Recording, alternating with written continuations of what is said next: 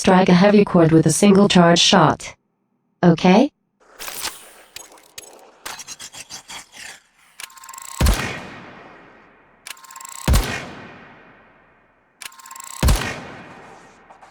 Heavy chord my ass.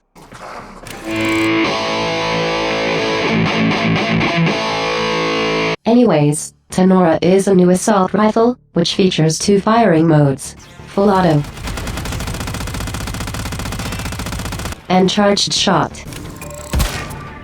These 2 modes are very distinct and unique, because primary fire deals a lot of fucking crit and puncture, and charge mode deals even more fucking crit, and even more fucking puncture.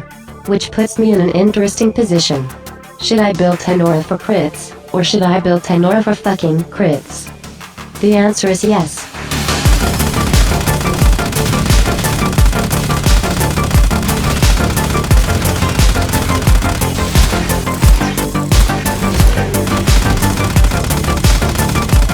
Tenora is objectively one of the best assault rifles in the game, if not the best.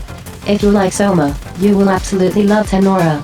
For me though, it's just not as endearing as Gorgon, or Supra. Also, rotor cannon with a single barrel. The fuck?